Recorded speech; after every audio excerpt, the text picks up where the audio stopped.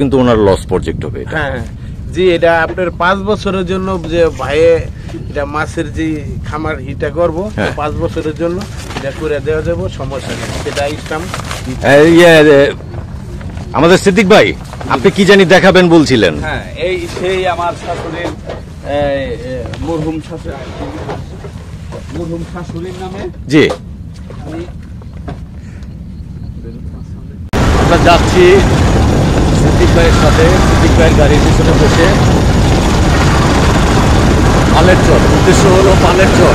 সিদ্দিক ভাই, পালের চর, পালের চর। জি, হ্যাঁ বন্ধুরা, আজ যাচ্ছি পালের চর। রাস্তায় মনোরম পরিবেশ, সেটা দেখতে দেখতে আমরা চলে যাচ্ছি। আজ আমার সফর সঙ্গী হলেন সিদ্দিক ভাই। সিদ্দিক ভাই একটি খামার করবেন, এই উদ্দেশ্যে পালের চর যাওয়া। আমরা পালের চর ঘাটে পৌঁছে গেলাম। ওখানে ট্রলার দেখা যাচ্ছে, আর আমরা যেই ট্রলারটা করে যাব, এই ট্রলারটা ভাড়া করলাম। ভাড়া করে আমাদের ট্রলারটা ছেড়ে দিল। আর সিদ্দিক ভাই সোজা তাকিয়ে রয়েছে ওদিকে যে চরের কি অবস্থা। বাড়িঘরগুলো দেখা যাচ্ছে, ওরা মাটি ফেলে উঁচু করছে। তাই সিদ্দিক ভাইও এরকম উঁচু করবে এই চিন্তাভাবনা করেই উনি পালের চর যাওয়ার সিদ্ধান্ত নিয়েছেন। উনি একটি মাছের খামার করবেন। পালের চরে আসার উদ্দেশ্যটা কি? আমি এর আগে ভাগ্যকুল চরে আসছিলাম। ভাগ্যকুল চরে আমি দেখছি কি অবস্থা, এবং বিভিন্ন জায়গায় আমি এটা কথাবার্তা বলছি। এখন আমি আসছি পালের চরে, ঠিক আছে, এই আলম ভাইয়ের উসিলায়, এবং এই বিলাল ভাই এখানকার স্থানীয়। উনি আমাদেরকে জমিনগুলি দেখাইবে, কোন জায়গায় কোল আছে, কোন জায়গায় কতটুকু পানি, কোন জমিটা সারা বছর জাগনা থাকে, ঠিক আছে, জেগে থাকে, সেই জমিগুলি এবং সেই কোলটা আমি এখন বর্তমানে দেখব, এবং সারা এই বর্ষাটাকে আমি পর্যবেক্ষণ করব যে বিলাল ভাইয়ের কথা এবং কাজের সাথে মিল আছে কিনা, এবং যেটা আমার কাছে চয়েস হবে যে এটা আমি এই আগামী শীতে বা এই সে আইসা আমি স্থানীয় যারা মালিক আছেন তাদের সাথে আমি আলোচনা করে আমি ইনশাল্লাহ জমি রাখার চেষ্টা করব।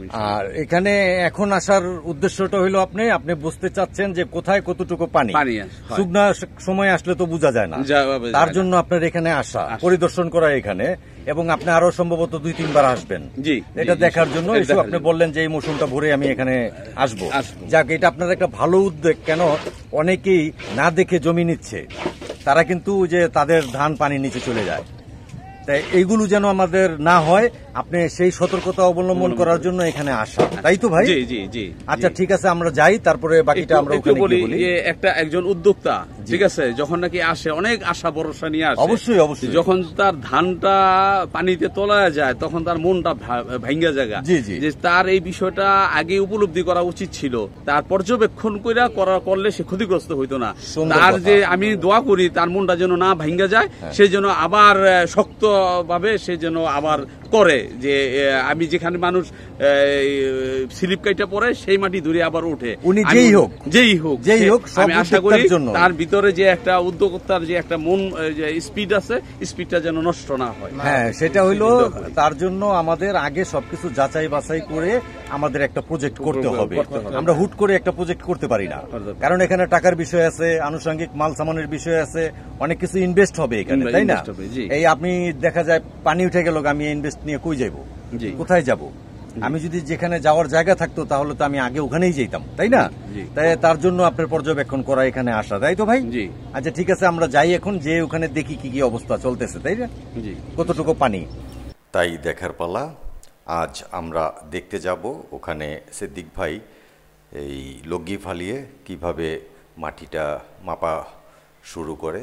এখন দেখছি উনি লগি দিয়ে মেপে পানির উচ্চতাটা ট্রাই করছেন, কারণ এই উচ্চতাটা ট্রাই করার মানে হলো এই পানিটা কতটুকু উচ্চ আছে এবং কতটুকু মাটি ফেলাইতে হবে। কারণ যখন এই পার বানবে, ওই পারের ভিতরে উনি অন্য অন্য হাঁস, মুরগি এগুলো খামার করার জন্য চিন্তাভাবনা আছে, আর মাঝখানে থাকবে মাছ।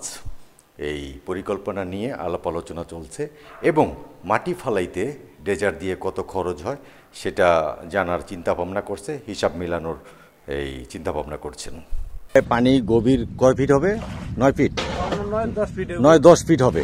তা এখন এটা শুকাইলে এইখানে যখন শুকাই গেলে এইখানে কিন্তু কোমর সমান পানি থাকে। জি। কোমর সমান পানি হলে কি 3 ফিট হবে না 4 ফিট? এখন বিলাল ভাই যে কথাটা বলতেছেন, হ্যাঁ। যে এখানে যে লম্বানে করে খালের মতন কইরা এখানে কোলে ওই মাথায় থাকে প্রায় 1 পুরুষের মতো, ওই যে ওই মাথাটা, আর এই মাথায় থাকে হলো কোমর পর্যন্ত। জি। এবং বিলাল ভাই বলতেছে আপনি ড্রেজার দিয়া সুন্দর কইরা চতুর্পাশ দিয়া জি। মাটি উঠাইয়া আটকে নিলে, পার বাইন্দা নিলে, হ্যাঁ। আবার মাঝখান দিয়া সমতল ভাবে খোঁজও হইলো, হ্যাঁ। আবার চতুর্পাশে এলো। তা আমি কিন্তু মাটিটা আপনার 2 সাইডে কিন্তু বেশি লাগবে, হ্যাঁ, আর 2 সাইডে কম লাগবে। আমার দুই সাইডে এক সাইডে লাগবে না, আমি এক সাইডে করব। এক সাইডে না, 2 সাইডে, সব সাইডে লাগবে। ওটা উঁচা। হ্যাঁ, ওই উষা মানে আমি এমন একটা পজিশনে রাখতে চাইতেছি যেন বানের পানি যদি স্রোত বেশি হয়, হ্যাঁ। যেন আমার মাটি যেন ধুইয়া না যেতে পারে। হ্যাঁ। আমি একটা জাল দিয়া যেন, কারণ নদীতে বা চরের ভিতর মাছ চাষ করতে হইলে স্রোত থাকতে হইব, তাহলে মাছটা পাওয়া আচ্ছা, যাবে আচ্ছা, আচ্ছা। সুস্বাদু মাছ, অর্থাৎ নদীর মাছ। স্রোতটা কি আপনি রাখতে চাইতেছেন? আমি কিন্তু আজকে আমি এই দর্শক ভাইদের উদ্দেশ্যে আমি একটা কথা বলতেছি, হ্যাঁ। যে আমি এই বাজার থেকে যে আমরা মাছ কিনা খাই, হ্যাঁ। চাষের মাছ গন্ধ খাইতে পারি না। আমি কিন্তু আজকে প্রায় 8 বছর যাবত আমি কোনো চাষের মাছ খাই না। আমি গুড়া মাছ হইলেও আমি নদীর মাছটা খাই। আচ্ছা, আচ্ছা। ঠিক আছে। আর প্রকৃত যে নদীর মাছ সেটা ক্রয় ক্ষমতার আমার বাহিরে। আমি এমন কেউ না যে এই যে আমি নদীর মাছ ক্রয় করে খাইতে পারবো। সিদ্দিক ভাই, জি ভাই, আপনি কিন্তু কোন চরে আছেন এটা তো জানেন? জি ভাই, এটা পালের চরের শেষ মাথা। পালের চরের শেষ মাথা। শেষ মাথা। এখন পালের চরেই আছেন আপনি। এই পালের চর শেষ মাথা, বালির চর শুরু, এরকম অবস্থা। এরকম অবস্থায় আপনি এই বর্ডারে আছেন। জি। তো এইখানে আপনি ওই যে খামারটা করতে চাচ্ছেন, মাছের খামারটা, তাই না? জি।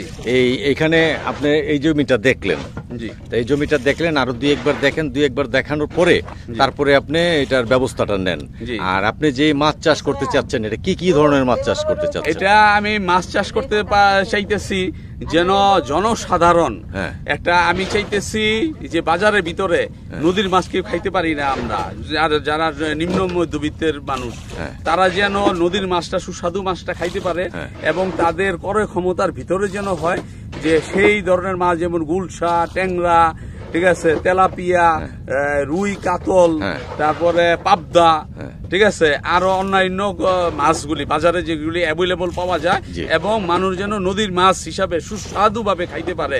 আমার একটা মাছের ন্যূনতম আমি মনে করি যে 8 মাস 9 মাসের একটা প্রজেক্ট, ঠিক আছে। কারণ এখানে কখন পানি বেশি হয়ে জায়গা বলা যায় না, একটা রিক্সে আমি যাব না। কেন অনেকে কিন্তু আপনাকে বলবে, এবং এই আমাকেই আপনার এইখানে কমেন্ট করবে যে এই পানির ভিতরে আপনি কেন আসছেন। এটা কিন্তু স্বাভাবিক কথা, হ্যাঁ। যে আমার পানির ভিতরে কেন আসা, আমি যেই উদ্দেশ্যে আসছেন আপনি, আমি কিন্তু এই উদ্দেশ্যে আপনার সাথে আসছি, কারণ এটা পানিতেই কাজ। জি, পানিতে তো মাছের কাজ সাথে, নাকি? হ্যাঁ, মাছের সাথে পানির সাথে সম্পর্ক আছে। এই সম্পর্কটা আপনি এই এখনো যদি পানির সময় দেখতে না পারেন, শুকনার সময় কিন্তু আপনি এটা খুঁজে বের করতে পারবেন না। এর জন্যই পানিতে আসা। দর্শকদেরকে এটাই বলে রাখছি, আপনারা কমেন্ট করেন অনেকে যে পানির ভিতরে ধান তলায় যাবে, আপনার সব পাট তলায় যাবে, সব তলায় যাবে, কিন্তু এখানে তলানোর কোনো উদ্দেশ্য নাই। আমাদের তলানোর উদ্দেশ্য হইলো যে পানি বেশি হোক, সেখানেই আমরা দেখতে যাব একটু, তার জন্যই আমাদের এখানে আসা। আর আপনি যে প্রজেক্টটা করতে চাচ্ছেন, কত বিঘা জমির ভিতরে করতে চাচ্ছেন? এটা বিলাল ভাই বললেন কত বিঘা হইব এটা? এটা কত দূর হবে আপনার? সর্বোচ্চ 20 থেকে 25। আচ্ছা, আসি দেখি। বিলাল ভাই, এই যে জমিটা দেখাইলেন এখন এই প্রজেক্ট করার জন্য, যেটা মাছের প্রজেক্ট করবে, উনি মাছের প্রজেক্টের পাশাপাশি কিন্তু পার যখন বানবে উনি গরুও পালবে। ভাই কি কি পালার চেষ্টা? আমার চিন্তা ভাবনা আছে গরু, হ্যাঁ। এবং তার আগে ঘাসের ব্যবস্থা করা, উন্নত মানের, যেটা আমি ইউটিউবে দেখছি যে ইন্দোনেশিয়ান ঘাসটা, হ্যাঁ। সেটা আমি ঘাসের ব্যবস্থা করব। আচ্ছা, ঘাসের ব্যবস্থা করতে পারলে আমার ঘাসটা দেখা যাবে যে এটা 12 মাস উন্নত প্রযুক্তির ঘাস, উন্নত প্রযুক্তির ঘাসটা, আচ্ছা, লিপিয়ার, হ্যাঁ, নেপিয়ার ঘাসটা, সেই ঘাসটা আমি আগে করব। আগে করে আমি যদি দেখি যে না আমার এখানে সুন্দর সেটা হইতেছে, তখন আমি 2-4টা আমি গরু দুধের গাই আনলাম, ঠিক আছে, সেটা দিয়ে আমি যাত্রা শুরু করব। এবং আমি যদি আমি দেখি এখানে সুন্দরভাবে করা যায়, তাহলে আমি সেখানে মুরগির এইটা করব, ঠিক আছে, মুরগির খামার করব। আচ্ছা। ঠিক আছে, মুরগির খামার যেগুলি রিস্ক নাই, ওরকম রিস্ক নাই সেগুলি। আচ্ছা, অনেকের দেখি যে পুকুর করছে, পুকুরের উপরে আবার মুরগির খামার করছে। হ্যাঁ, তবে হাঁসের করবো ইনশাআল্লাহ। হাঁসেরটা কি পুকুরের উপরে করবেন? হ্যাঁ, এখানে আমি হাঁসেরটা করব। হাঁসেরটা করবেন? হাঁসেরটা করব। যাক, এটা পুকুর পাড়ে যদি আমি পারি, আমি পুকুর পাড়ে ধরে আমি ওখানে হাঁসের খামার করব।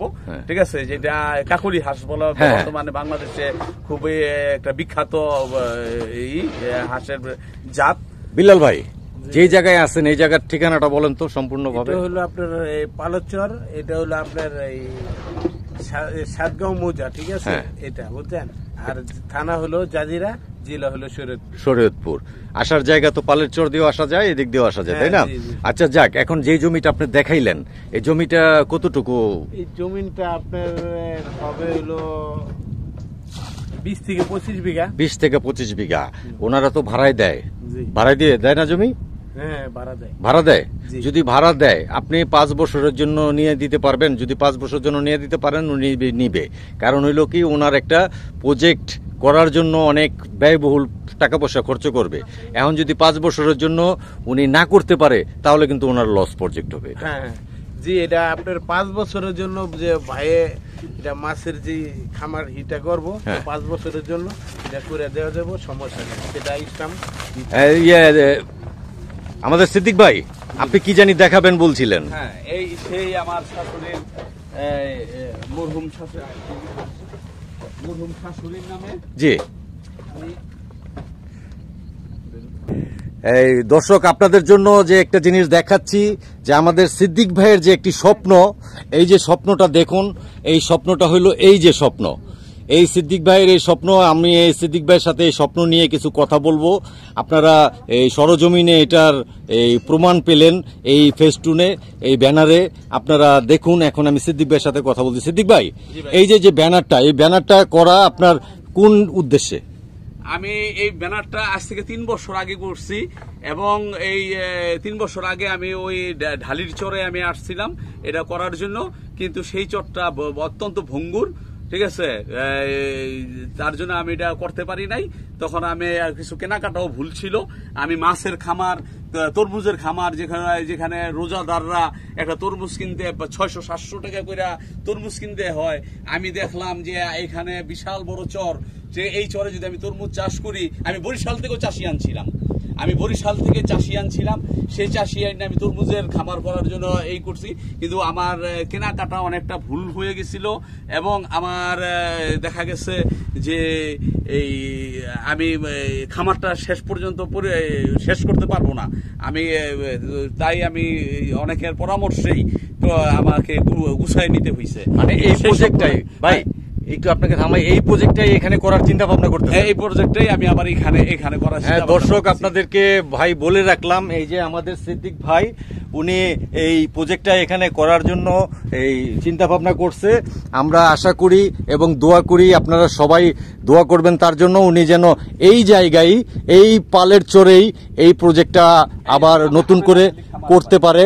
ওই যে এখানে লেখা আছে আমেনা ঢালি খামার বাড়ি, এখানে আলহামদুলিল্লাহ হয়ে উঠবে আমেনা ঢালি খামার বাড়ি। আপনারা এই দেখতে থাকুন, আমাদের এই পর্ব আরো অনেকগুলো হবে। তার পরিকল্পনা এই খামার শুরু থেকে শেষ পর্যন্ত আপনাদের সাথে থাকবো আমরা। আমি এইটা যখন করি, তার আগে নারায়ণগঞ্জ যুব উন্নয়ন থেকে প্রশিক্ষণ নিয়ে এইটা শুরু করতে আসছিলাম। ঠিক আছে, এবং ওইখানে যে আমার সম্মানিত শিক্ষক শিক্ষিকারা আছেন, তারাও এই বিষয়টা জানেন, কিন্তু ওনারা হয়তো জানেন যে আমি অনেক বড় একটা খামার করে ফেলাইছি। তখন তারা আমার যে উদ্দীপনাটা ওনারা লক্ষ্য করছেন, কিন্তু আমি দুঃখিত, তাদের সাথে আমি যোগাযোগ করি নাই, কারণ আমি করতে পারি নাই। আজকে আমার যে উদ্দেশ্য এখানে আসছি, এই পানিটাকে দেখে আমি আগামী আগস্টের পরে, অর্থাৎ আগস্ট, সেপ্টেম্বর, অক্টোবর পানিটা টান দিলেই পানিটা কোথায় গিয়া শেষ পর্যন্ত গিয়া দাঁড়ায়, ওইটা আমি দেখাই। আমি মালিকদের সাথে আলোচনা করে আমার কোথায় গিয়ে আমার কাজ করতে হবে, বিলাল ভাইয়ের মাধ্যমে আমি সেখানে সুন্দরভাবে আমি সে কাজ করে আমি ইনশাল্লাহ প্রজেক্ট শুরু করে দিব। যথার্থ বলেছেন, সুন্দর বলেছেন। আরেকটা জিনিস জানতে ইচ্ছে করলো সিদ্দিক ভাই, যে এই যে এই পরিচালনা জাহানারা আক্তার জুলি, উনি কে? উনি হচ্ছেন এই শরীয়তপুরের জমাদ্দার বাড়ির কন্যা, আমার স্ত্রী, এবং আমেনা ঢালি উনার সুযোগ্য কন্যা। আচ্ছা, আপনাদের পরিবারের দেখা যায় সবাই তাহলে এই কৃষিপ্রেমী? জি, ইনশাল্লাহ। না হলে তো এখানে এই নামটা থাকতো না। তাতেই বোঝা যায় আপনি যেরকম এই যে তরমুজ, এখানে মাছ, তারপরে এখানে হাঁস, আপনি সব ধরনের ব্যবস্থাই নিয়েছেন। বিলাল ভাই, আপনার এই প্রজেক্টের এই ব্যানারটা দেখে আপনার কি অনুভূতিটা কিরকম লাগতেছে? না, খুবই ভালো লাগতেছে। এটা আমার মনে করি যে এটা করলে ভবিষ্যতে ভালো হবে। তারপরে এখানকার 2-1 জনের কর্মসংস্থানও তো হবে। অবশ্যই। এখন আপনার দায়িত্ব হলো ভাই, আপনি এই দেখে শুনে কথা কয়ে ভালো মানুষের থেকে ভালো জমিটা নিয়ে দিবেন, এটা হলো আপনার সাথে কথা। ঠিক আছে, ওকে, আমি সেটা করে দেব। যে এনে 10টা মালিক আছে, একর সাথে বৈশা, ঠিক আছে, বাইরে লইয়া, তারপরে আপনি যেটা ভালো হয় সেটা সুন্দর মতন কাজ করে দেবেন। আর এই খামারের ব্যাপারে আরেকটি কথা বলতেছি, সিদ্দিক ভাইকে অনেকে ফোন দিতে পারে। সিদ্দিক ভাই যদি ফোন দেন, আপনার নাম্বারটা একটু বলে দেন। আমার স্ত্রীর না, ওটা না, আপনার নাম্বারটা বলে দেন। আমার নাম্বারটা বলতেছি 013169000621। সিদ্দিক ভাই। এখন কথা হইলো কি, অনেকে আমাকে বলে আপনার নাম্বার দেন না কেন, তার জন্য আমি আপনার নাম্বারটা আপনার মুখে থেকেই আমি দিয়ে দিলাম। ঠিক আছে, আজকের জন্য এখানেই আমি এই রাখলাম। সিদ্দিক ভাই অনেক কথা বলেছেন, আপনার স্বপ্ন যেন সফল হয় এই দোয়া করি, এই কামনা করি। আমাদের বিদেশের বাইরের অনেক ভাইয়েরা, প্রবাসী অনেক ভাইরা এইসব প্রজেক্ট করার জন্য অনেক চেষ্টা করতেছেন। আমি জানি আপনার সাথে যোগাযোগ করবেন এবং পরামর্শ নেবেন।